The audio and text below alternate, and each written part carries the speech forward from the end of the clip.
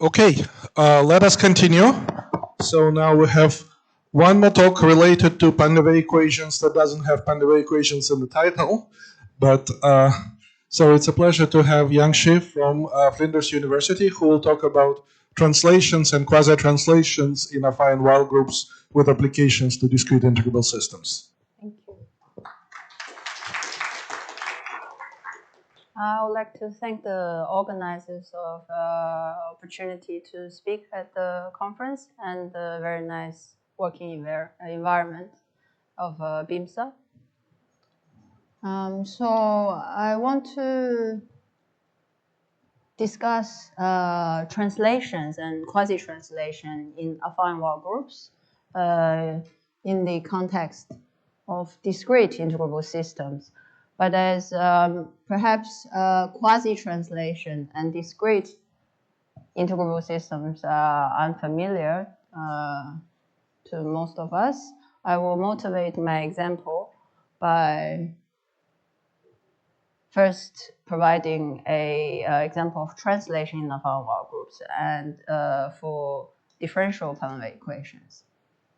So we just have seen this morning the fourth Painleve equation. It's a second order ODE, nonlinear. This pointer is very funny. Nonlinear and with two parameters. This one. This one. With two parameters. So these equations you have heard this morning have some nice properties. One of them is the Backlund transformation. That is, if you transform the variable in a certain way. So here I denote my transformation as T1. The variable denote the transformation on the dependent variable by y bar. And also there's transformation on the two parameters. Y bar is expressed as a complicated expression in terms of first derivative of the original variable, rational expressions of y dash and y. And you can check that if you substitute this y bar into the P4 equation, it's satisfied as long as we make the following transformations on the two parameters as well. So the transformation is, in this case, is alpha 2 is not changed, and alpha 1 goes to alpha 1 minus 1. So this is a Backlund transformation or a symmetry of the equation. So it's a quite special property of all integrable equations.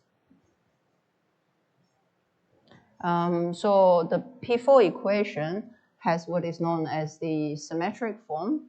So at the expense of symmetry, I introduce one more dependent variable. So now I have a system of three first-order ODEs with three parameters.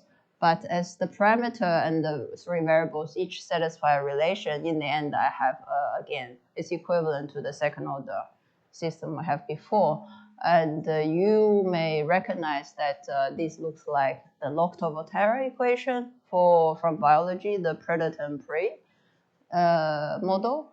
And it is in fact known as the non-autonomous Lockton-Volterra equation. So in 1998, Nomi and Yamada show that give this following table of Backlund transformations and show that they generate a group. So let's just take one of the transformation S1. I call this transformation S1, and for reasons that will be clear later. So it acts in the following way on the three parameters of P4. If you're familiar with the root system of the affine Weyl group, you see that it acts like a reflection on the simple root. And the transformations on the dependent variables are the following. So they are rational. And together, this is known as the birational representation of the extended affine Weyl group of type A2. So affine means that we have this S0, which is a affine extension of the finite A2 group. And this rho is the further extension, which is usually denoted by this over tilt. And it's the extended affine Weyl group. So here, the affine Weyl groups also have very nice properties. So it's generated by this, and in particular, it has the following decomposition in terms of the finite Weyl group and a normal subgroup. And you see that T1 appears here. So these are translations on the weight lattice, which I will explain again further. So what is T1? We can see here that it's a product of generators S1, S2 rho. So since my elements act on the left, so I read my elements from right to left, as you would read traditional Chinese from right to left. And so it's a composition in this order. First, we apply S1 to F1, so then you can see how S1 acts on F1, which is fixed, etc. And we see this is how T1 acts on F1, for example. So what do I mean by translation on the weight lattice? First, we have it's a A2 type, affine A2 type. So we have the three, this is the Dinkin diagram for this group. We have the three nodes, each corresponds to a simple reflection, whereas this rho is the Dinkin diagram automorphism that rotates the diagram by 2 pi on 3. To visualize this group, action of this group, we can look at the following plane. So we have two vectors, alpha 1 and alpha 2, which are simple roots, corresponds to the two simple finite simple reflections. And orthogonal to them are the reflection planes S1 and S2 respectively.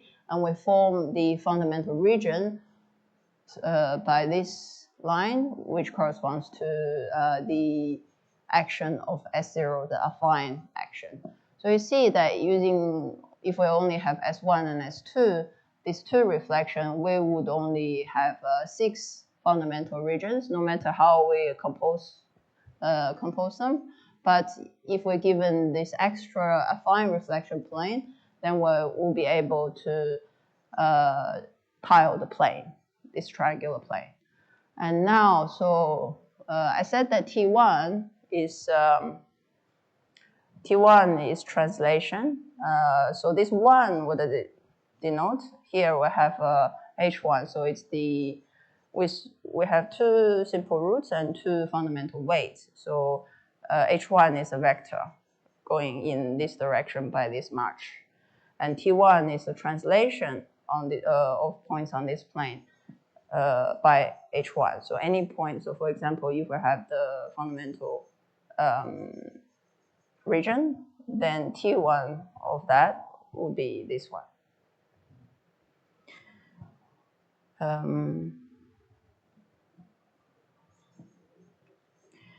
So here,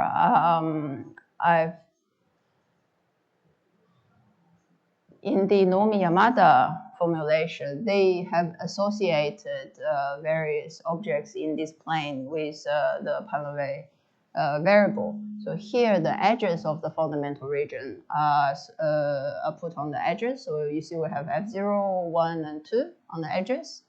And then the reflection planes are similar to the ones shown on the last slides.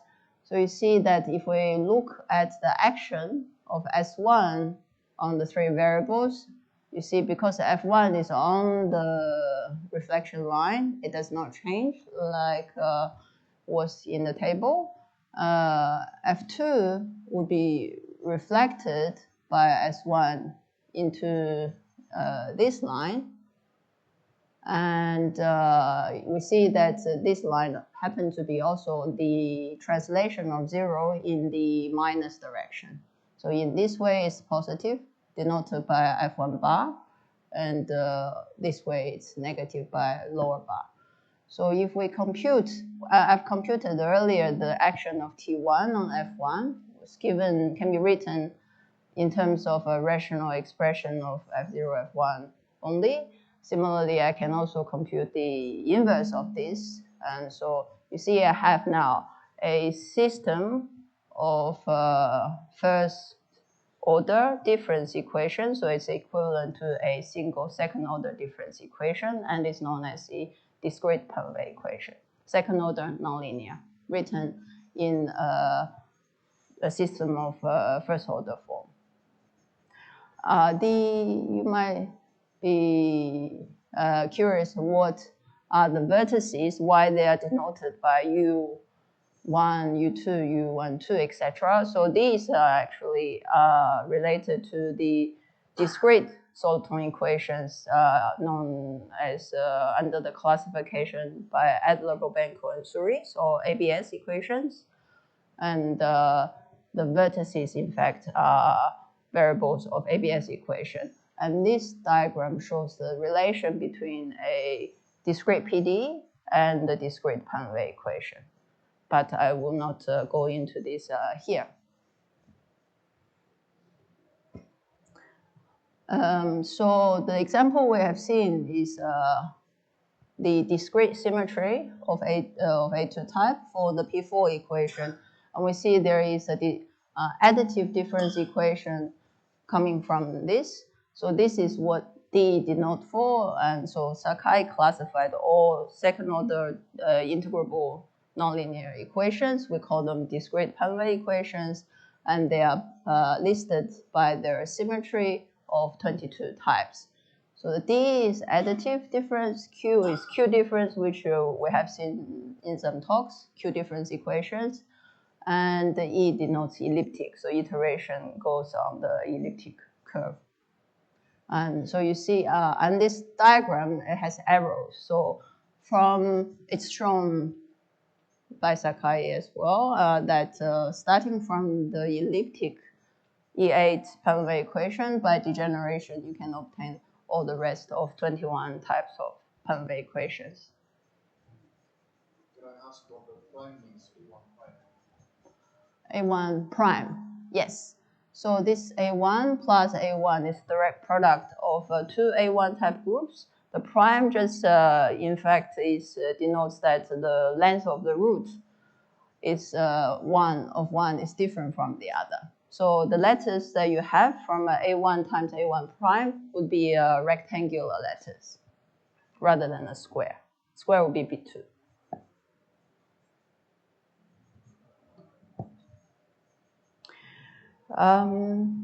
Wait, sorry.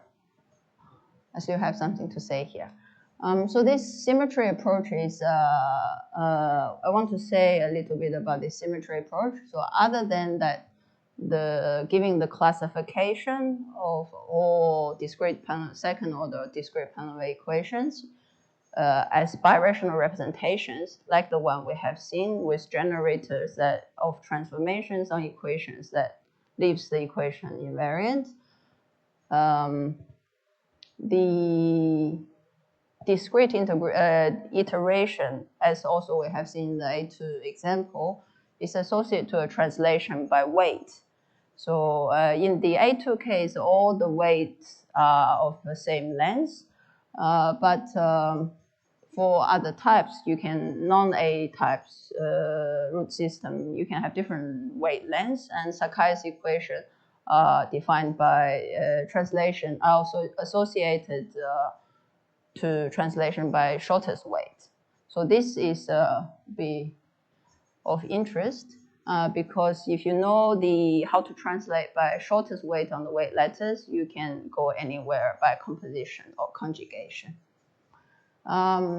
By having associated this system with affine root systems, I think I heard earlier that for ADE A, B, C, D types, you can generalize to higher order because they come into, the subscript can go to arbitrary n.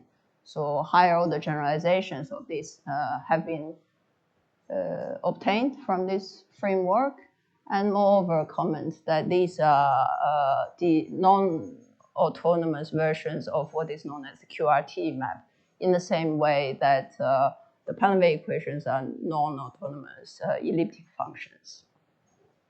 So QRT maps are discrete autonomous maps on the elliptic curve. So my interest was that these groups or affine Weyl groups are subcase of what is known as the Coxeter groups, and which has a lot of nice properties as well. So if there is some property of Coxeter groups I can use that tells us something in the context of integrable system. So this is the question that I was interested in. And an example is provided by the following observation.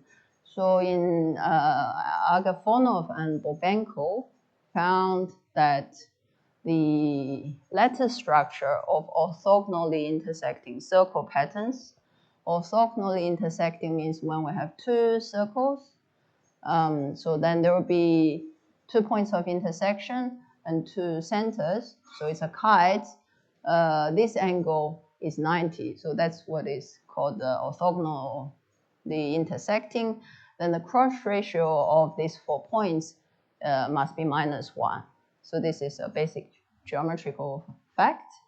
And if you want to tile a lattice of such kite or intersecting circle patterns, some extra condition is needed. And they found that it's related to the P6 equation, which, as you've seen earlier, has D4 symmetry. So this is the integrable circle pattern that they found.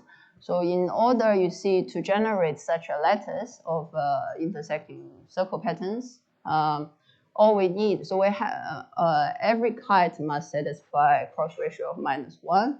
Furthermore, we need to have some specific value of the edges, so boundary condition that you can draw, that will let you draw the rest of the lattice without crossing over. And in fact, they found that the condition that they need is given by the P6 equation or the discrete dP4 equation. And in 1927, we found that the element in D4, affine Weyl D4 type group, that gives the translation in this direction, row 1, which we call, and row 2 in that direction, are in fact no translation elements in D4. What's more, that I've drawn the lattice vertices as a bipart color. That is, the center of the circles are black and the intersecting points are white. So going from a black to white, or row 1, given by row 1, is not a translation. Whereas if you go twice this way, going from a black to a black, then it is in fact a translation element. So our question is to understand what kind of elements are row 1 and row 2.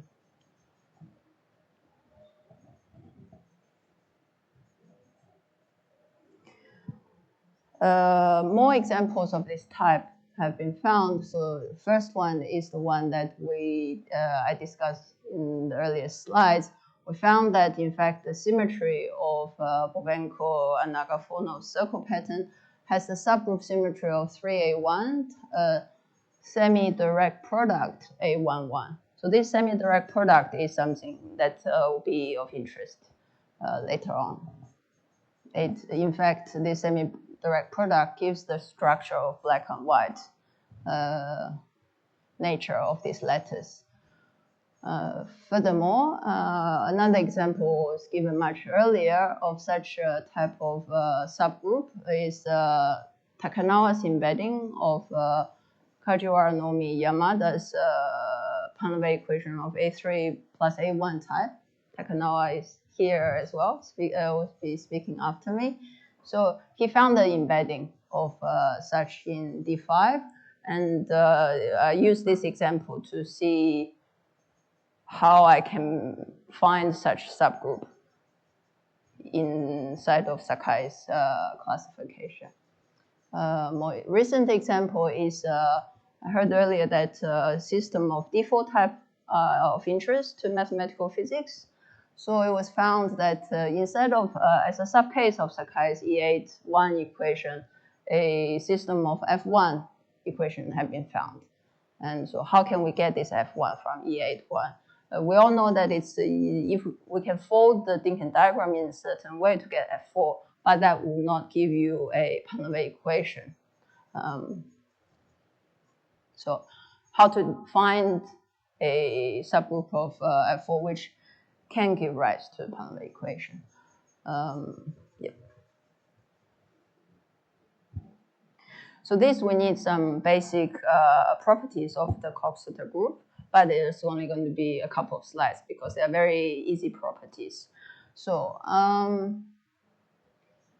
the definition of Coxeter group is just a set of generators satisfying the Coxeter relation. So this tells us what's the order of a product of any two generators. So when this number Mij is takes the value of 2, 3, 4, 6, the Coxeter group is called the Weyl group. And the Coxeter group, also known as reflection group, for the following reason. So take a basis alpha 1 to alpha n in a real vector space with real Euclidean space with a real inner product, then reflection with respect to an alpha I, a simple root, is given by this reflection formula, which we all know from linear algebra. So we see, let's just check if the formula is indeed a reflection. So if we see that this term will be 0 if the inner product of V with alpha I is 0, which means any point that is orthogonal to alpha I, this Si would act trivially on it. So that gives the reflection line in 1D, 2D, or plane in 3D, or hyperplane in arbitrary dimension. So this is the reflection formula. And Coxeter gives the classification of types of possible reflection groups named by A, B, C, D, E, F, G. And they can be, as finite groups, they are symmetries of regular polytopes, and as a affine Weyl group, as they can be extended to infinite group of infinite order, and they are the symmetries of regular lattices, which are the weight lattices. So the lattices will be obtained by translation of the regular polytopes related to the group. These are the Dynkin diagrams of the types of affine Weyl groups. Furthermore, soon you'll see that this is not only an easy way to encode the Coxeter relations, but we can also use the diagram to compute what is called the normalizer of Coxeter group.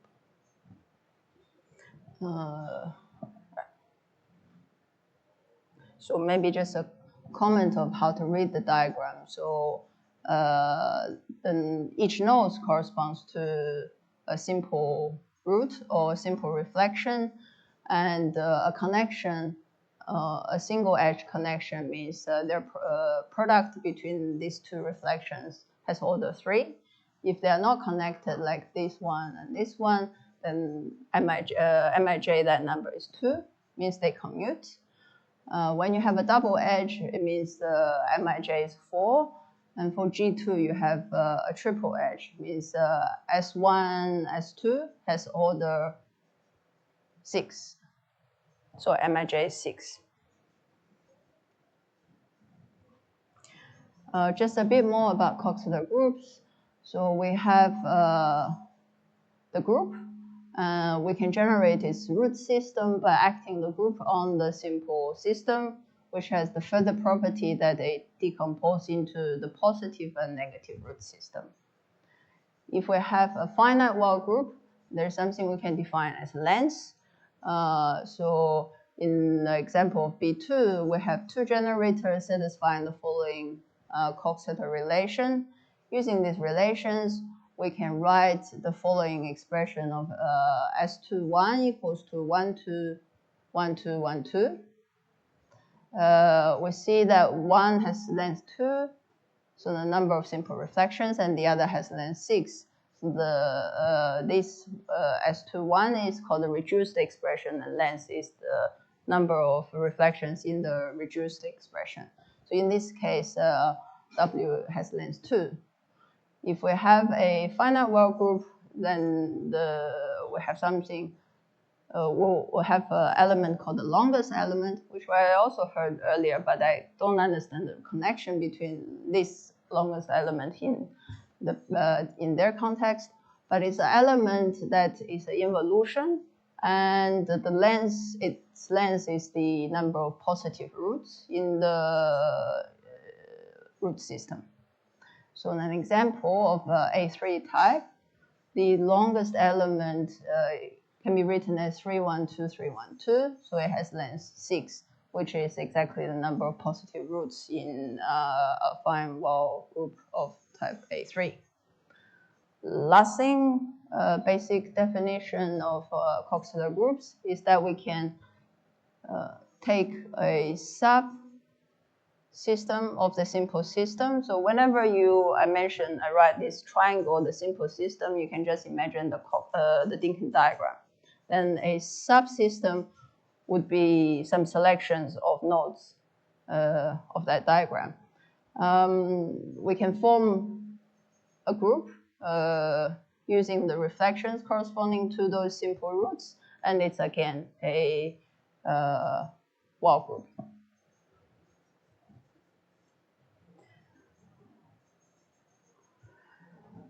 So lastly, the normalizer of Coxeter groups. In general, given any group W and its subgroup Wj, the normalizer of this subgroup in W is defined as follows. So it's all the elements in the original group that by conjugation set-wisely fix the subgroup. And this is called the normalizer. This group is called the normalizer of the subgroup Wj, so hence the notation.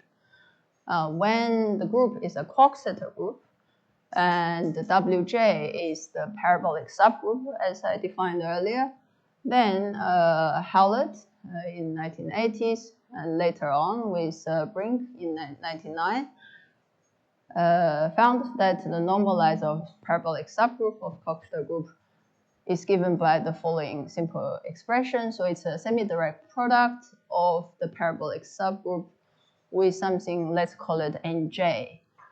What is Nj?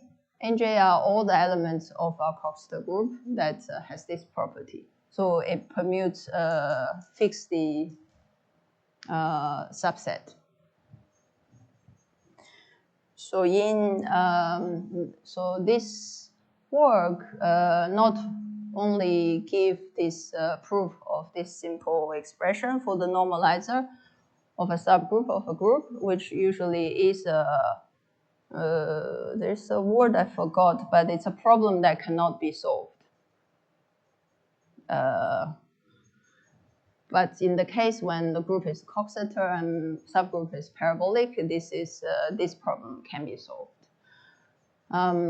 So they give algorithm to find the generators for this Nj. So W is given, we can choose what J is, hence what Wj is. So the question is to find Wnj.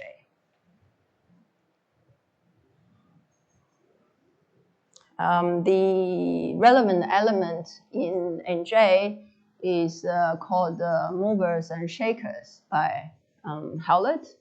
So let me introduce the element that I call Vij. And what are they? So we take I subset Ij to be the two disjoint subsets of the simple system. Then I can form an element called Vij by the product of the longest element of the affine Weyl group WL and WJ. These are the longest element of the two parabolic subgroups with respectively. And the property of this Vij is that its length is exactly the length of WL minus WJ, which is very useful because it gives the proof of a way of finding generators for NJ. So let's look at an example where the subset I is just a single simple root. So then it requires, since we require disjoint subsets of the simple system, alpha would be a root in the simple system that's not in J. So the element V alpha J is called a mover if it has the following property. That is, it acts on the subset J, takes it to another subset K. It's called a shaker if it fixes setwisely J. So it's not acting trivially on J, but it acts commutatively on J. So we have movers and shakers. And Howlett found that the generators of the group NJ are the V alpha J elements, which are involutions, which means they have order 2. He also called them R elements in the kind of referring to something to do with reflections. But we'll see that they are not reflections. So let's look at an example. We have the finite Weyl group of A3 type, 3 generators, thinking diagram. If I choose the subgroup, subsystem J to be alpha 1, alpha 3, circled here, we see the J is of 2A1 type. Just by looking at the thinking diagram, we can see that. Then we take the subset I to be alpha 2. So let's look at the associated elements. First, the longest element of A3 type is this length 6 element. The longest element of a 2A1 type is length 2, just a product of S1 and S3. Then we use the definition to form the element Vij as follows. We know that it will have length 4 because it's 6 minus 2, and it's written in this way. So 2, 1, 3, 2. How does it act on J? Remember, J is alpha 1 and alpha 3. It permutes it. So this is the action. And this V2J, I would call it, is a shaker by definition because it permutes J. So what would a mover, too fast. Yeah, what would a mover look like?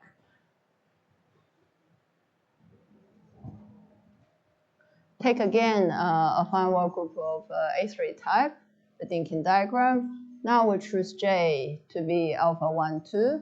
From the thinking diagram, we see that J is of type A2. So the parabolic subgroup is of A2 as well. Let's look at the longest element here of A2. It's 2, 1, 2. So it has length 3, which is the number of positive roots of A2 system, root system. Then we compute the element of V312.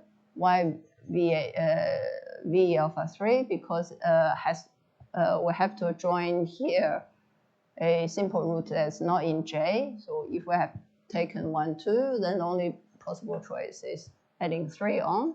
So if we compute this element, we see it's the element 3 to 1. What does 3 to 1 do to J? It takes alpha 1 to alpha 2, alpha 2 to alpha 3. So in fact, this V3J element will drag 1, 2 over to 2, 3. So it's a mover. Here, there's the diagram of dragging over by this mover element. So you see, when we have an A3 type system, if we add 1 here and compute the V element, we can use that to drag the subsystem over. So this is how we generate what is called the groupoid. The proof is simple for normalizers, but of course something must be not so simple. So there are a lot of elements in the normalizer, and it involves constructing something called a groupoid. Groupoid is a graph with whose nodes are orbits of J under the group, our group, the affine Weyl group, or the finite Weyl group. So in this case, I have an example of the finite E8 type. I've chosen the subsystem J to be 2, 4, 6. So that is a subsystem of 3A1 type. And if I act the group of E8 on J, it would take me to 21 different 3A1 type subset. So you can see that from 2, 4, 6, I can go to say 1, 6, 8, which would be 3 different unconnected black circles. And how do I get 1 from 1? Follows this groupoid diagram where edges are given by movers, the V element. I also have spikes. These are the shakers. So for example, let's look at 1, the node 1, which is our original J, 2, 4, 6. And we have seen that, for example, if we join to this J alpha 3, then it simply permutes 2 and 4. So then this V3J would just is a shaker. So this is denoted here. I think he made a typo here. So this diagram was drawn by hand by Howlett when he was explained to me how his theory. So then, because I want to use it for integrable system calculation, and such big calculations will be fertile to make lots of mistakes, and because we were working in University of Sydney, which have the package Magma, and everyone there knows how to write things in Magma, so they implemented the normalizer calculation in Magma for me. So Howlett and Taylor implemented this in Magma. And here is an example of how things works. Given a affine E7 one, so this will be this is an infinite group compared to what was a finite one. If we choose a subsystem 1, 2, 3, let's look at the number. So 1, 2, 3, so it's a subsystem of A2 plus A1 type. Now I want to compute the normalizer. So what we do in Magma, we first call up the Coxeter graph of a affine type of E7. This is what you do. I call it E7. And then using the function that makes the groupoid, that big thing with all the nodes sub sets of A2 plus A1 type. So this function will give me the groupoid. And we can plot it. So you see it has 28 nodes. And you can check that all of these are A2 plus A1 type subsystems of the original Dinkin diagram. and how they are connected are also given. Here I didn't draw the spikes, so I've drawn the movers, but I haven't drawn the shakers.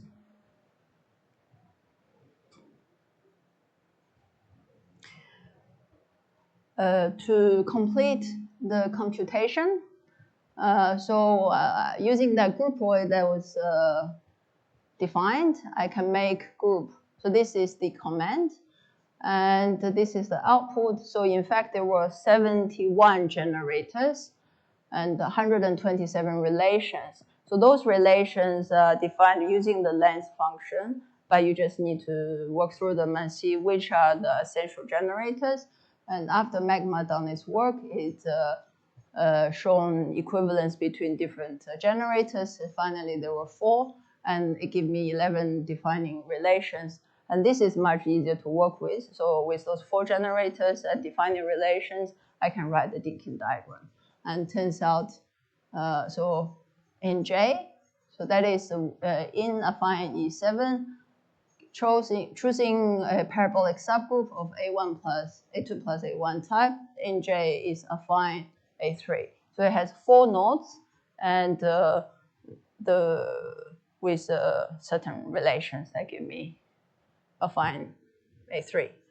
So my original motivation was to explain the appearance of the F1 type equation found in Sakai's elliptic E8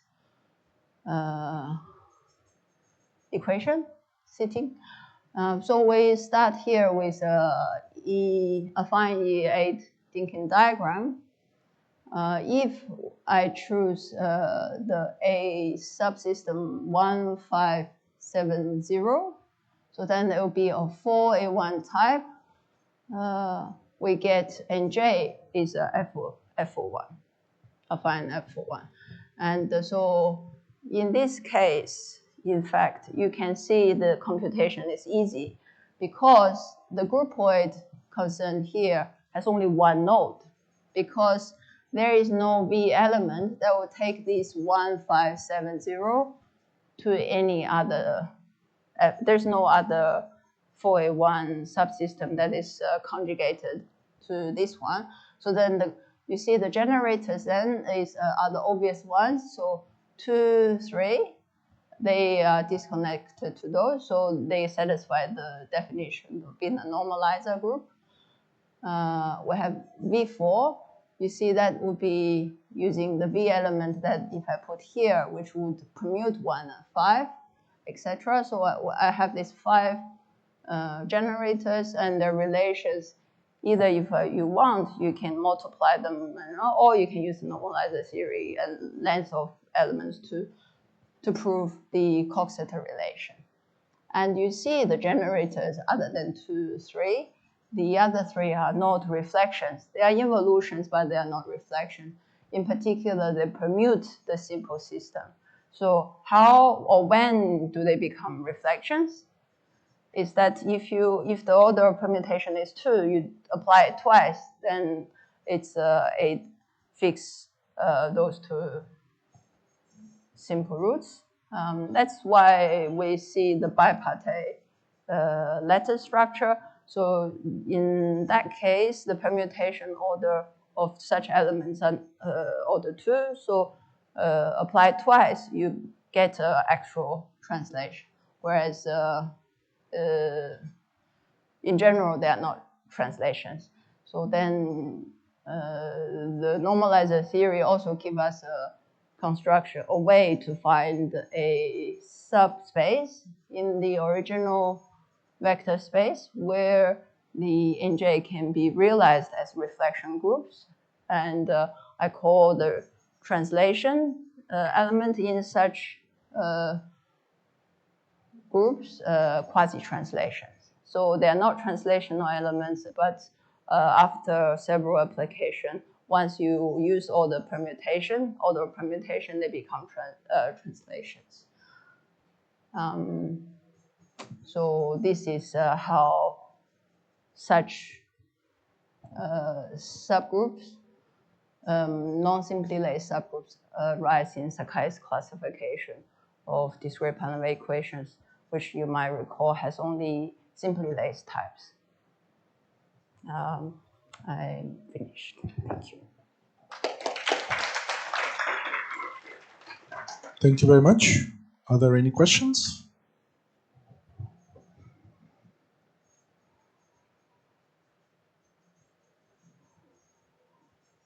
So maybe just a comment. It's a very interesting story.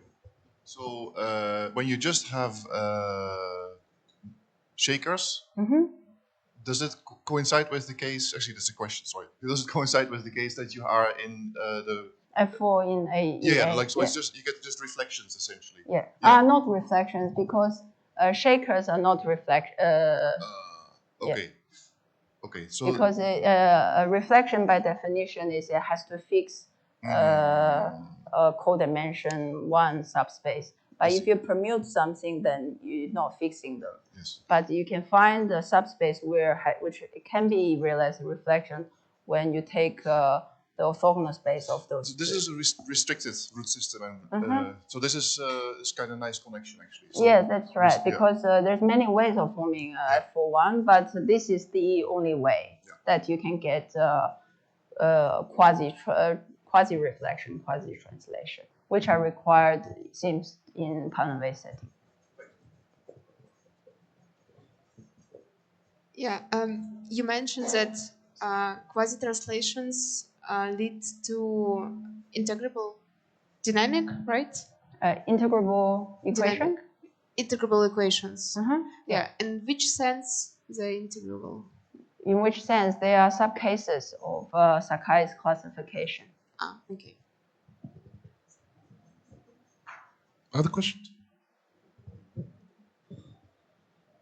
So, I mean, do you think there's a hope of being able to classify discrete Painleve equations that are defined by the translations and quasi-translations if you impose some minimal length requirement? In the 1980 paper of Howlett, he listed all the normalizers of all subsystems in a finite affine system. So those give you an idea of what type of subgroup you can get from affine one. So in fact, when I asked him, how do you get this F4 from E8, he looked at his 80 paper and which are finite type to see if you can get a F4 subgroup by taking the normalizer of which kind of parabolic subgroup. So he found that if you take exactly this one, you get it, and yes, that's it.